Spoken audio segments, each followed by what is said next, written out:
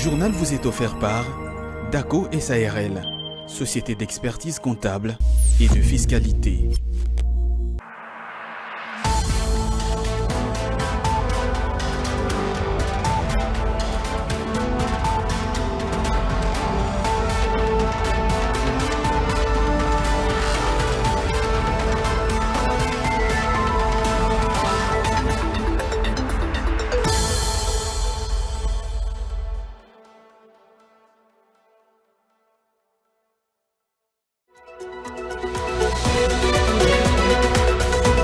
Le président de la République démocratique du Congo, Félix-Antoine Tshisekedi Tshilombo, a échangé le jeudi 1er février 2024 à la Cité de l'Union africaine avec le directeur général de l'autorité de régulation de la sous-traitance dans le secteur privé, Miguel Kachal-Katambe. Au cœur de leur discussion, la promotion de l'entrepreneuriat des jeunes et l'accès au marché de la sous-traitance. Les anciens cadres et agents de la boulangerie Expan Victoire de Kinshasa ont manifesté leur mécontentement ce vendredi 2 février 2024 devant le Palais de la Nation. Ces derniers réclament leurs décomptes finaux, ce après que la société a été vendue et a changé des noms, devenant Grand Moulin de Kinshasa. À Kinshasa, la vente des articles sportifs, entre autres les insignes de l'équipe nationale et maillots, a retrouvé de l'ampleur depuis le début de la Coupe d'Afrique des Nations. La vivacité de ce business qui procure assez de revenus pour ceux qui l'exercent s'observe dans les points chauds de la capitale et grands centres de négoce. Vous informer, c'est notre devoir, mesdames et messieurs, bienvenue à tous. La promotion de l'entrepreneuriat des jeunes et l'accès au marché de la sous-traitance ont été entre autres les sujets d'entretien entre le président de la République et le directeur général de l'ARSP le jeudi 1er février à la Cité de l'Union africaine. Miguel Kachal-Katambe a réaffirmé son engagement à accomplir la vision de Félix Tshisekedi dans ce secteur et il a reçu le soutien du président de la République. Regardez.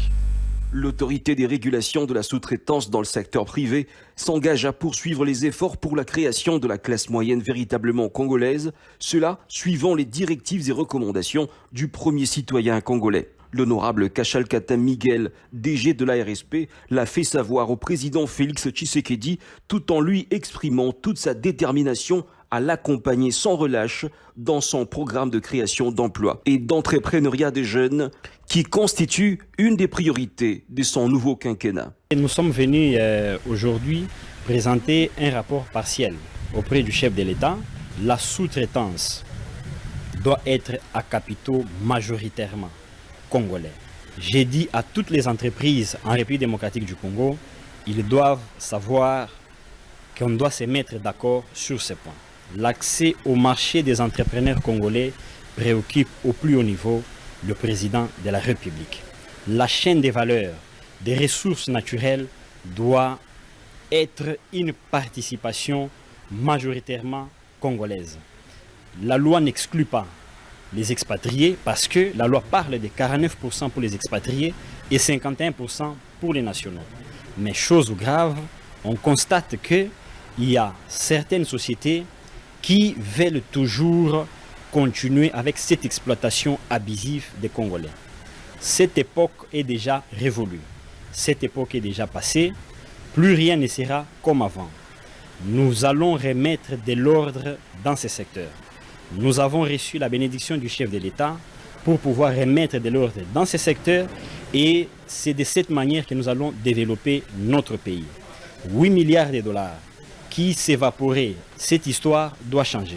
Ces 8 milliards de dollars doivent rester dans le pays au travers de la chaîne des valeurs et être diffusés dans la population au travers les entreprises à capitaux majoritairement congolais. L'objectif est que, avec les temps, qu'eux aussi participent aux activités principales au même titre que les autres opérateurs des autres nations.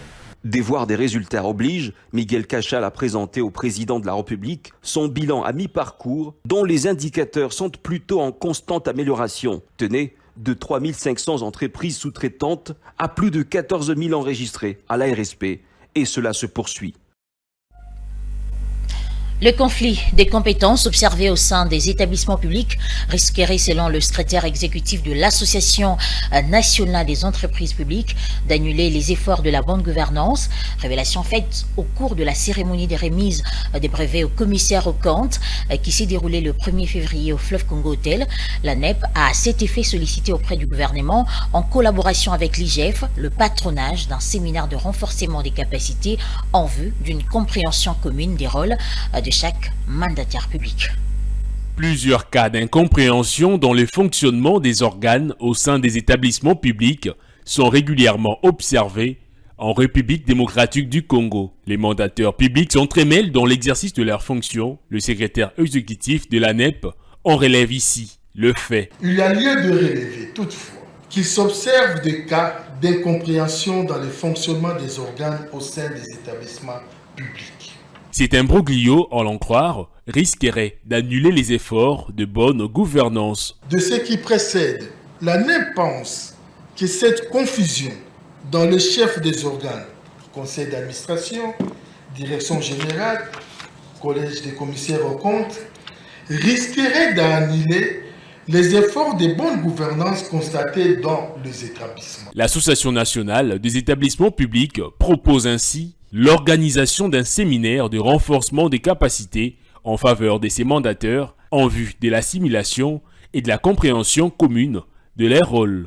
Pour les résorber, la NEP sollicite auprès de son Excellence, Monsieur le Premier ministre et chef du gouvernement, en collaboration avec l'Inspection générale des finances, le Conseil supérieur du portefeuille et la NEP bien sûr, le patronage de l'organisation d'un séminaire de renforcement des capacités de membres des différents organes en vue d'une compréhension commune du rôle et de l'importance de chaque structure. A noter que le Premier ministre Jean-Michel Samaloukonde a pris acte de cette requête de la NEP, une requête que l'Inspection générale des finances trouve également favorable et pertinente.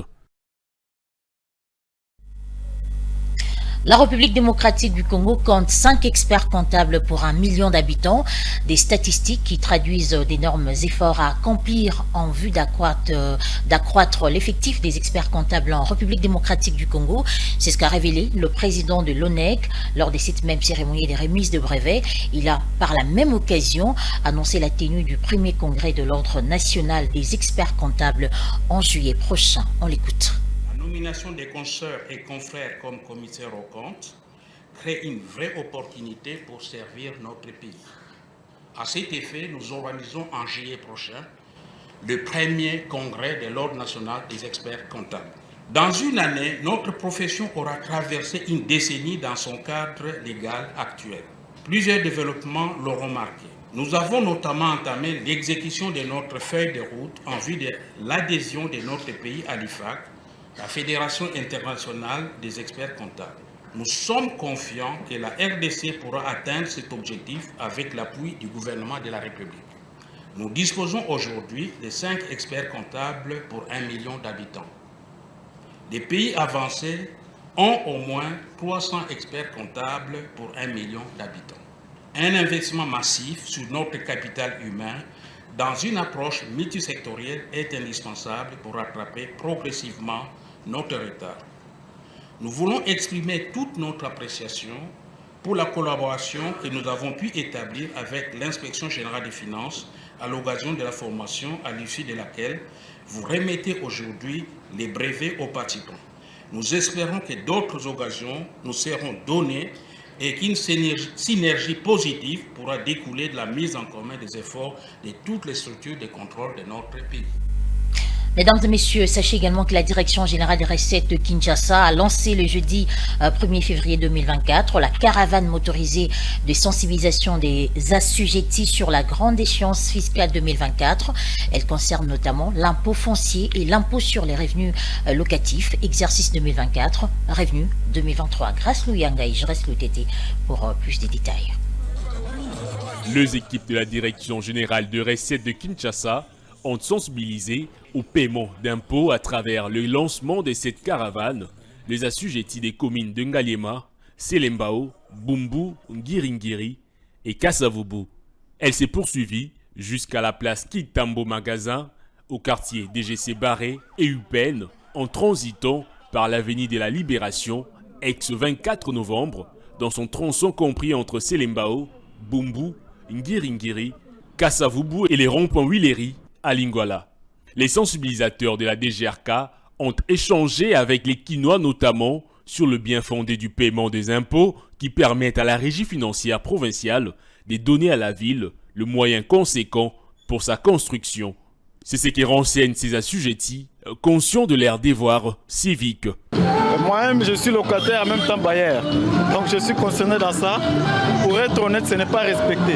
Mais ce n'est pas parce que nous ne voulons pas payer l'impôt, mais c'est plutôt parce qu'il n'y a pas vulgarisation de cette pratique dans notre ville de Kinshasa. Le pays se construit sur base des taxes et impôts. Si par exemple, vous avez des locataires, un locataire qui paye $100, vous allez retrancher $15 pour payer dans la caisse de l'État. C'est une meilleure chose, une très meilleure idée. C'est parce que ça va développer notre pays. Vous allez voir qu'il y a beaucoup de gens qui ont des parcelles, il y a beaucoup de gens qui louent des maisons, mais ils ne payent pas des impôts. Cette caravane motorisée va se poursuivre ce vendredi 2 février dans la partie est de la ville de Kinshasa, signalant que la grande échéance du 1er février a été prorogée au 31 mars 2024 après la signature de l'arrêté du gouverneur de Kinshasa le 31 janvier dernier. Une matinée fiscale a été organisée le week-end dernier au Salon Rouge du ministère des Affaires étrangères par le Conseil provincial de la jeunesse de Kinshasa sous le thème « Initiation de la jeunesse quinoise à la culture fiscale, la lutte contre la corruption et la bonne gouvernance en RDC ». Objectif, sensibiliser la jeunesse sur le rôle qu'elle devra jouer dans la lutte contre la corruption et la bonne gouvernance. Commentaire. Cette jeunesse, réunie au Salon Rouge du ministère des Affaires étrangères, était sensibilisée sur le rôle qu'elle doit jouer dans le redressement du pays en ce qui concerne la lutte contre la corruption. Plusieurs intervenants ont été conviés à exposer, notamment le coordonnateur de la cellule d'innovation et de changement des mentalités, le président du Conseil provincial de la jeunesse de Kinshasa, le président provincial de l'Union nationale de la presse du Congo et le représentant de l'inspecteur général des finances, chef de service de l'IGF1. Tous ces intervenants ont appelé la jeunesse congolaise à s'y réveiller et à prendre conscience de la responsabilité qui lui revient dans la lutte contre la corruption. Pour les représentants de Jules Alingueté empêché, Nicolas Moria, la participation citoyenne est essentielle à la réussite de la lutte contre la corruption. La jeunesse doit s'approprier la lutte contre la corruption. Pourquoi? Parce que c'est en fait elle qui subit les méfaits de la corruption. Notre jeunesse, c'est comme une jeunesse abandonnée et qui doit se réveiller pour qu'elle se prenne en charge et que les dirigeants commencent à tenir compte de la présence de la jeunesse en faisant les choses correctement suivant les règles de l'art. Pour le président du Conseil provincial de la jeunesse, Moïse Mundongo, il était impérieux de réunir les jeunes Congolais pour qu'ils s'y mettent au parfum des notions essentielles du civisme. Nous avons lancé cette activité parce que nous savons que nous sommes des citoyens qui doivent contribuer à la construction de notre pays et appeler les jeunes qui sont censés prendre la relève de ces pays, la culture de payer l'impôt, de s'adonner à la bonne gouvernance et de s'acquitter ou d'abandonner toutes les mauvaises pratiques liées à la corruption. Ainsi, nous pouvons connaître un pays fort, uni et prospère. Pour les participants, cette matinée fiscale les a permis de tirer des leçons qui peuvent aider le pays à se développer. Sensibiliser la population ou la jeunesse aujourd'hui comme ça, pour aimer la fiscalité et la mettre en pratique, c'est comme qui veut dire qu'on sensibilise notre pays vers le développement. Parce que si aujourd'hui, nous tous, nous commençons à payer les impôts, nous enlevons les antivaleurs, notre pays va se développer comme il faut et nos générations futures vivront dans la bonté comme on l'a toujours dit. Bien avant, l'assistance a eu droit à la projection du documentaire du Botswana, un pays modèle d'intégrité. Et le tout s'est soldé par une séance des questions et réponses. La République démocratique du Congo est classée à la dernière place du tableau des performances de l'État du pavillon 2023-2024, publié fin janvier par la Chambre internationale de la marine marchande. En somme, la RDC n'affiche que le vert dans 7 indicateurs sur les 19 mentionnés par l'ICS, une piètre performance qui illustre l'état du secteur maritime congolais. Les détails avec Ozi Kabamba. C'est une note négative pour la République démocratique du Congo.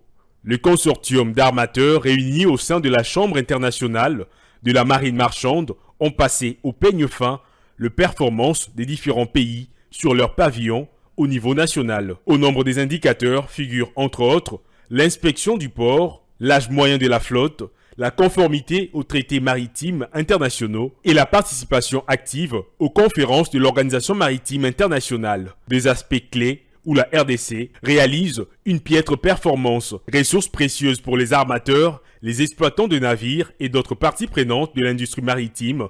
Le tableau de performance des États du pavillon couvre plusieurs aspects clés de l'industrie maritime afin d'évaluer la qualité environnementale, la sécurité des navires et les niveaux de droits sociaux des différents pavillons. Sur le continent africain, le Maroc et l'Algérie, ex aequo avec l'Égypte, figurent en tête d'affiche avec respectivement 16 et 14 critères. Dans la partie australe, le Kenya et l'Afrique du Sud répondent respectivement à 17 et 15 critères sur 19 indicateurs. Au sommet du classement, on note la présence du Danemark, du Japon, du Portugal, du Royaume-Uni et du Libéria, pays africains figurant en haut de la liste. Créée en 1921, la Chambre internationale de la marine marchande réunit à son sein les associations nationales d'armateurs dans 35 pays, représentant plus de 80% de la flotte marchande au niveau mondial. À la une de l'actualité, 3 blessés graves, une dizaine de blessés légers, 2 maisons fortement endommagées et des activités commerciales paralysées. C'est le bilan indiqué par les sources locales après explosion d'une bombe dans l'après-midi du vendredi 2 février au quartier Munganga, dans la ville de Goma, En croire Rams Kiriza, membre de la société civile de la place, ces tentatives attribuées aux terroristes du M23 visent à couper la ville de Goma de la cité de Minova, qui ravitaille le chef-lieu de la province du Nord Kivu en denrées alimentaires. Il répondait aux questions de Zika Bamba. Les M23 ont largué une bombe dans la ville de Goma. La bombe qui a causé des dégâts humains, entre autres 3 personnes grièvement blessées et une dizaine de personnes blessées légèrement.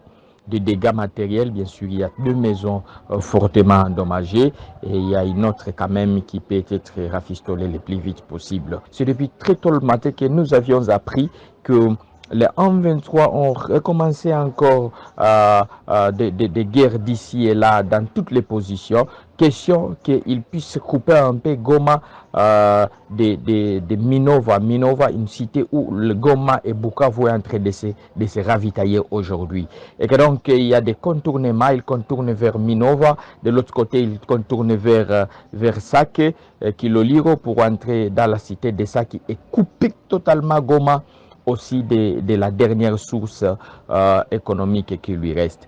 Donc la situation est à Mugunga, elle est moyennement paralysée depuis cet après-midi. Vous comprendrez avec moi que la terreur y règne. La situation socio-économique, on doit dire que ça va être moyennement froid. Et froid puisque on va attendre et voir demain comment est-ce que ça va, la situation va être. Mais sinon, il n'y a pas la quiétude au sein de la population.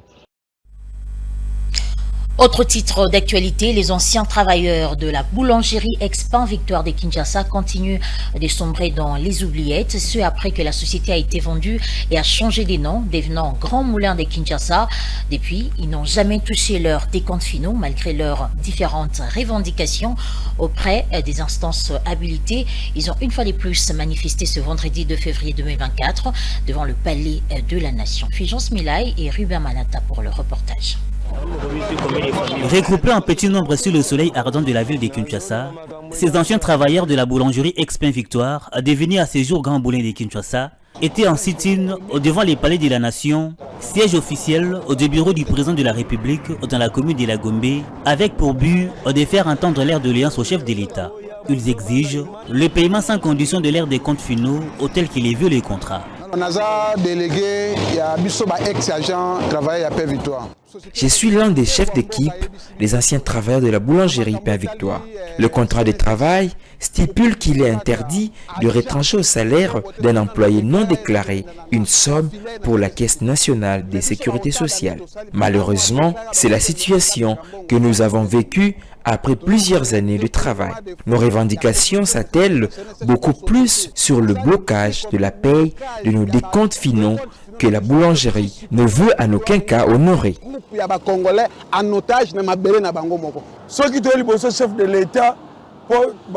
Si nous sommes ici devant le bureau du chef de l'État, c'est parce que nous n'avons à ces jours aucune suite favorable. Que l'inspecteur général des finances lorgne aussi sur notre dossier. Avec la confiance que nous avons en son travail, il découvrira qu'il existe des réseaux mafieux pour nous maintenir dans cette détresse. À titre d'information, ces agents étaient à l'inspection générale du travail qui, en 2022, avait renvoyé les dossiers à la Cour de cassation. À ces jours, l'air cri de détresse demeure sans suite favorable. Et pour terminer, la vente des articles sportifs, entre autres les insignes de l'équipe nationale et maillots, a retrouvé de l'ampleur depuis le début de la Coupe d'Afrique des Nations. À Kinshasa, la vivacité de ce business qui procure assez de revenus pour ceux qui l'exercent s'observe dans les points chauds de la capitale et grands centres des négoces. Divine Mwenze et Sili Chamala ont fait les constats ce vendredi 2 février. Un véritable engouement s'est créé autour de la commercialisation des articles sportifs, c'est là depuis le début de la Coupe d'Afrique des Nations. Un engouement qui fait suite à la présence de l'équipe nationale du football à cette grande compétition continentale. Les acteurs du secteur proposent à leurs clients, entre autres, les maillots, les insignes, les fanions et autres accessoires symboliques de l'équipe nationale. Les prix pour s'en procurer varient d'une préférence à l'autre. Les accessoires se liquident rapidement, les gens s'en intéressent de plus en plus, surtout que nous sommes présentement à la phase décisive de cette compétition. La vente est très bonne. Je suis confiant de la victoire des léopards. Je vends des vareuses à bon prix. Venez acheter. L'âge d'or de cette activité intervient généralement dans des manifestations de telles en vigueur. L'occasion pour le supporter de léopard de s'empresser pour les avoir. Ce serait un honneur pour notre pays et pour l'équipe nationale de football si l'on remportait cette compétition, surtout qu'il y a des gains qui vont nous revenir. Rappelons qu'au mois de juin de l'année 2023, la Fédération congolaise des football association FECOFA a dévoilé à son siège à Kinshasa les nouveaux maillots des léopards seniors et madame, œuvre du nouvel équipementier. Cette société qui avait gagné le marché au détriment des autres concurrents en 2022 possède l'exclusivité de vente. Mesdames et messieurs, place à présent à la revue de presse.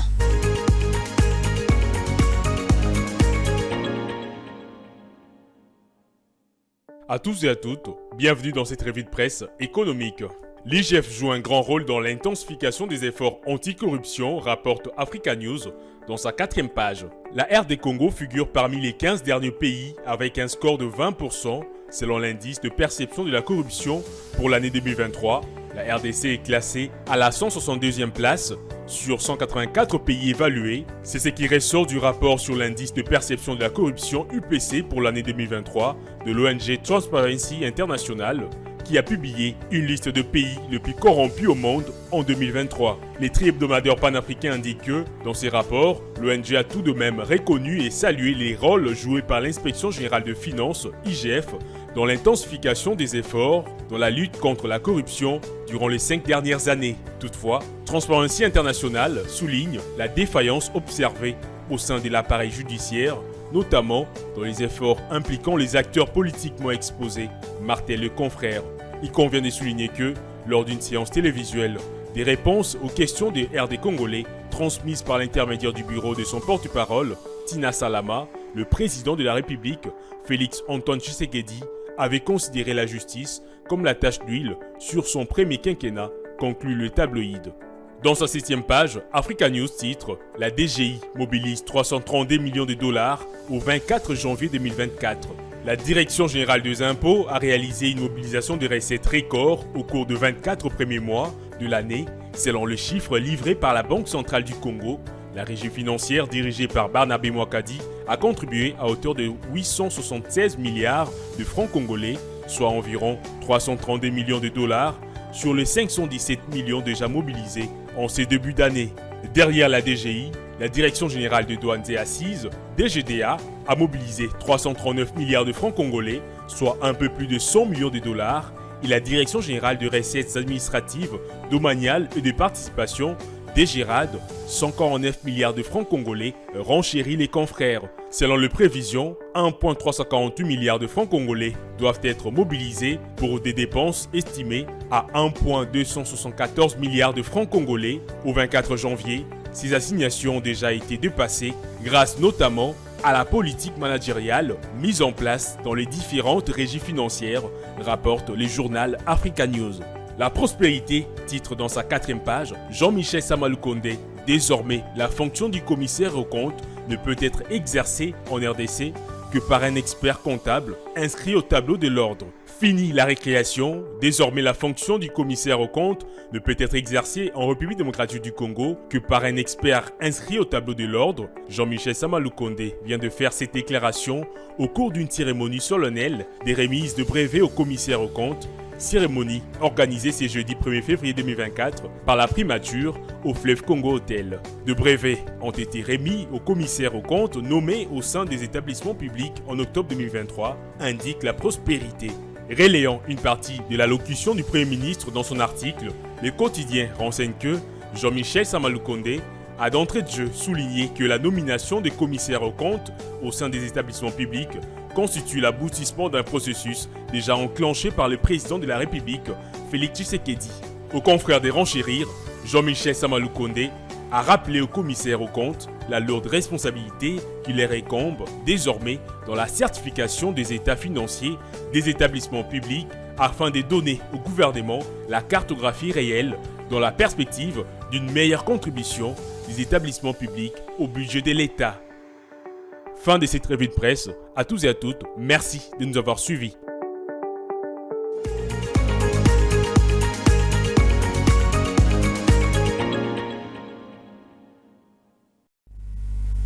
Voilà, c'est parti pour le rappel des titres. Le président de la République démocratique du Congo, Félix-Antoine Tshisekedi Tshilombo, a échangé le jeudi 1er février 2024 à la Cité de l'Union africaine avec le directeur général de l'autorité de régulation de la sous-traitance dans le secteur privé, Miguel Kachal-Katambe. Au cœur de leur discussion, la promotion de l'entrepreneuriat des jeunes et l'accès au marché de la sous-traitance. Les anciens cadres et agents de la boulangerie Expan Victoire de Kinshasa ont manifesté leur mécontentement ce vendredi 2 février 2024 devant le Palais de la Nation. Ces derniers réclament leurs décomptes finaux, ce après que la société a été vendue et a changé des noms, devenant Grand Moulin de Kinshasa. À Kinshasa, la vente des articles sportifs, entre autres les insignes de l'équipe nationale et maillots, a retrouvé de l'ampleur depuis les débuts de la Coupe d'Afrique des Nations. La vivacité de ce business qui procure assez de revenus pour ceux qui l'exercent s'observe dans les points chauds de la capitale et grands centres de négoce. Et voilà, c'est la fin de ce journal, mesdames et messieurs. Merci à vous de l'avoir suivi. Bonne suite des programmes sur Ecofin Télévision.